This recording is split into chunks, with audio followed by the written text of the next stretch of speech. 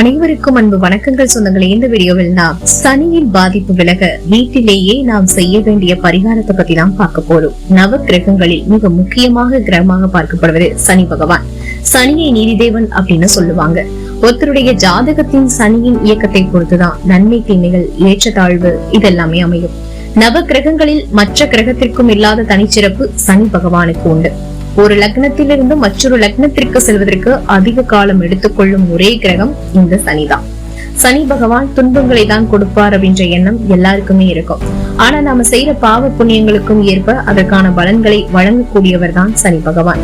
பகவான் ஒவ்வொருவரையும் அவருடைய வாழ்நாளில் 7.5 ஆண்டுகள் பிடித்துக் கொண்டு அவர்களின் வாழ்க்கையை சீரான பாதையில் கொண்டு செல்வதே இவருடைய தனித்தன்மையினை சொல்லலாம். சனி பகவானை போல் கொடுப்பவரும் இல்லை, கெடுப்பவரும் இல்லை அப்படின்னு சொல்லுவாங்க. அந்த அளவிற்கு கஷ்டங்களையும் கொடுத்து அதன் மூலம் பலவிதமான வாழ்க்கை பாடத்தை கற்றுக் கொடுத்து சரியான வழியில் வாழ்க்கையை கொண்டு செல்லக்கூடியவர் இந்த சனி பகவான். சனி பகவானை கண்டு பயப்படாதவங்க இருக்க முடியாது. கடவுள்களும் கூட சனி பகவானுக்கு பயந்து ஓடியதாகவும் சனியின் பிடியில் சிக்கி படாத பாடுபட்டதாக புராண கதைகள் சொல்லுது. 7.5 சனி, கண்டச்சனி, பாதச்சனி, அஷ்டமச்சனி, விரயச்சனி, பலவிதமான சனிகள் சொல்லப்படுது. இவை அனைத்துமே ஏதோ ஒரு விதத்துல கஷ்டங்களை தரக்கூடியவைதான். சனியுடன் சந்திரன் சேரும் போது திருமண தடை, தொழில் தடை இதெல்லாம் ஏற்படுறதுண்டு. அப்படிப்பட்ட சனியின் பிடியில் இருந்து தப்பிக்க பலவிதமான கோவில்களுக்கும் போய் பூஜைகள் வழிபாடுகள் செஞ்சிருப்போம். ஆனா சனியால ஏற்படுற கஷ்டங்கள் இருந்துகிட்டேதான் இருக்குன்னு நினைக்கிறவங்க வீட்டிலேயே சில எளிய பரிகாரங்களை செஞ்சீங்கன்னா சனியால ஏற்படுற கெடு பலன்கள்ல இருந்து தப்பிக்கிறதோட சனி பகவானின் ஆசையால நல்ல பலன்களையும் பெற முடியும். சரி, இனி வீட்டிலேயே சனி பரிகாரம் பண்றது எப்படி? இந்த பரிகாரத்தை நீங்க மேற்கொண்டீங்கன்னா ரொம்பவே சிறப்பு தரும். அதனால இன்னைக்கு இந்த வீடியோவை நான் பதிவு செய்யறேன். சனி பகவானுக்குரிய பரிகாரத்தை சனிக்கிழமையான நாளை செய்யறது ரொம்பவே விசேஷமானது. அதுலயும் விநாயகர் கோவிலுக்கு போய் சனிக்கிழமையில இந்த பரிகாரத்தை பண்றது அதி உன்னதமான பலனை கொடுக்கும். வீட்டிலேயே இந்த பரிகாரத்தை செய்ய நினைக்கிறவங்க முதல்ல விநாயகரை வழிபட்டு பரிகாரத்தை துவங்குங்க. அகலமான இரும்பு பாத்திரம் ஒண்ணு எடுத்துக்கணும். அதுல வேப்பங்குச்சி மற்றும் ஊமத்தம் பூ இது எல்லாத்தையுமே சேர்த்து நெய் விட்டு ஹோமம் போன்று எரிக்கணும்.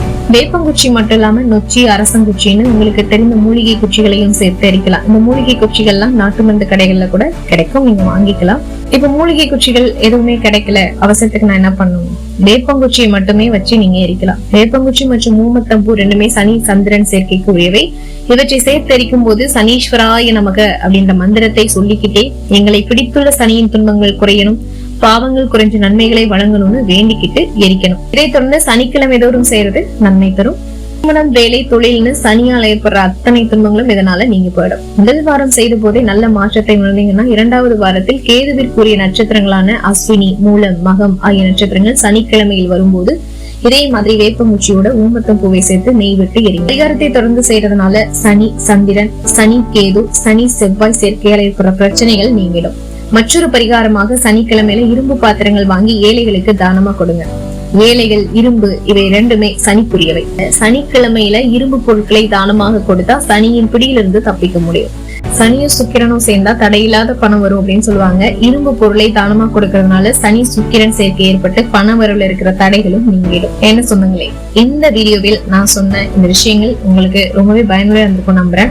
சனியின் பாதிப்பு விலக வீட்டிலேயே செய்ய வேண்டிய பரிகாரம் பத்தி இன்னைக்கு நீங்க தெரிஞ்சிருப்பீங்க. இந்த தகவல் உங்களுக்கு ரொம்பவே பயனுள்ள இருந்து நினைச்சீங்கன்னா லைக் பண்ணுங்க, நிறைய பேருக்கு ஷேர் பண்ணுங்க, பயன்படட்டும். இந்த சனியின் பாதிப்பு விலக நீங்க வீட்டிலேயே இந்த பரிகாரத்தை மேற்கொண்டீங்களா இல்லையா, இல்ல கோவிலுக்கு போனீங்களா அப்படின்றத மறக்காம கமெண்ட் பாக்ஸ்ல எங்களோட பகிர்ந்துக்கோங்க.